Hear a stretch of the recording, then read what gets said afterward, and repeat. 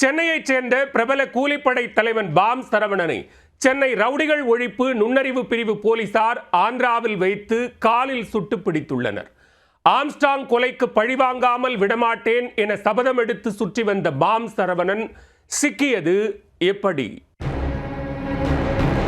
6 கொலை வழக்குகள், வெடிகுண்டு வீச்சு, கட்ட பஞ்சாயத்து, அடிதடி என 28 வழக்குகள். ஆற்காடு சுரேஷ் குரூப்பை அடியோடு தீர்த்து கட்ட காத்திருந்த பிரபல ரவுடி. நாட்டு வெடிகுண்டு வீசி காரியத்தை கச்சிதமாக முடிப்பது இவரின் ஸ்டைல். ரகசியமாக மறைந்திருந்து கேங் வாருக்கு திட்டம் தீட்டி வந்த கூலிப்படை தலைவன் பாம் சரவணன் இவர்தான். ஆம்ஸ்டாங் கொலைக்கு பழிதீர்க்க காத்திருந்த கேங்ஸ்டர் பாம் சரவணனை போலீசார் ஸ்கெட்ச் போட்டு தூக்கியது எப்படி?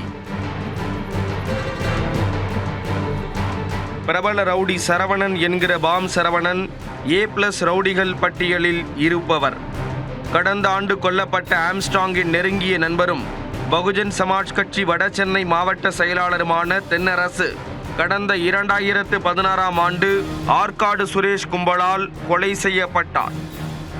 அப்போது உயிரிழந்த தென்னரசுவின் சகோதரர்தான் இந்த பாம் சரவணன்.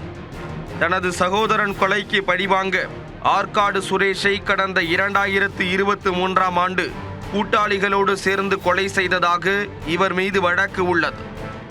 6 கொலை வழக்குகள் மற்றும் வெடிகுண்டு வீச்சு, கட்ட பஞ்சாயத்து, அடிதடி என 28 வழக்குகள் இவர் மீது உள்ளன. சென்னையை கலக்கிய பிரபல தாதா காதுகுத்து ரவி, குன்றத்தூர் வைரம், காக்கு வீரன் போன்றோரின் நெருங்கிய கூட்டாளியாக செயல்பட்டு பல்வேறு குற்றச் செயல்களில் ஈடுபட்டுள்ளார். கொலை மற்றும் கொலை முயற்சிகளின் போது நாட்டு வெடிகுண்டுகளை வீசி காரியத்தை கச்சிதமாக முடிப்பதில் இவர் கை தேர்ந்தவர் என்பதால் பாம் சரவணன் என ரவுடிகள் வட்டாரத்தில் அழைக்கப்பட்டு அதுவே பட்டப்பெயரானது. இதுவரை 5 முறை குண்டர் தடுப்பு சட்டத்தில் சரவணன் கைது செய்யப்பட்டு சிறையில் அடைக்கப்பட்டுள்ளார். இந்நிலையில் நீதிமன்றங்களில் நடக்கும் வழக்கு விசாரணைகளில் ஆஜராகாமல் தொடர்ந்து தலைமறைவாக இருந்து வந்தார். 3 கொலை வழக்குகளில் விசாரணைக்கு ஆஜராகாத பாம் சரவணனை பிடிக்க நீதிமன்றம் பிடிவாரண்ட் பிறப்பித்திருந்தது. தனது சகோதரர் தென்னரசு மற்றும் ஆம்ஸ்டாங் கொலைக்கு பழிவாங்க பாம் சரவணன் தலைமறைவாக இருக்கிறார் என்றும் அதற்காக திட்டமிட்டு காத்திருக்கிறார் என்றும் உளவு பிரிவு எச்சரித்ததை அடுத்து போலீசார் தனிப்படை அமைத்து அவரை தேடி வந்தனர். ஆம்ஸ்டாங் கொலை வழக்கில் கைதானவர்களில் பலர் ஆற்காடு சுரேஷ் கொலைக்கு பழிக்கு பழிவாங்கவே கொலையை அரங்கேற்றியதாக வாக்குமூலம் அளித்திருந்தனர். இதனால் ஆம்ஸ்டாங் கொலைக்கு பழிக்கு பழி வாங்காமல் விடமாட்டேன் என சபதம் எடுத்து சுற்றி வந்துள்ளார் பாம் சரவணன். அவரது கொலை பட்டியலில் ரவுடிகள் சம்பவம் செந்தில், நாகேந்திரனின் கூட்டாளிகள் உள்ளிட்டோர் உள்ளனர். ஆற்காடு சுரேஷ் தரப்பினரை மொத்தமாக காலி செய்ய பாம் சரவணன் ரகசிய திட்டம் தீட்டி வருவதாக உளவுத்துறை எச்சரிக்கையில் தெரிவித்திருந்தது. இந்நிலையில் அவர் யாருடன் தொடர்பில் இருக்கிறார் என்பது குறித்து சென்னை ரவுடிகள் தடுப்பு நுண்ணறிவு பிரிவு போலீசார் தீவிர கண்காணிப்பில் ஈடுபட்டனர். இதில் பாம் சரவணன் ஆந்திராவில் தஞ்சமடைந்திருப்பதாக கிடைத்த தகவலின் அடிப்படையில் தனிப்படை போலீசார் அங்கு சென்று அவரது நடமாட்டத்தை கண்காணித்து வந்தனர். சித்தூர் மாவட்டம் வரதபாளையம் பகுதியில் அவரை சுற்றி வளைத்த போலீசார் கைது செய்து சென்னைக்கு அழைத்து வந்து விசாரணை செய்து வந்தனர்.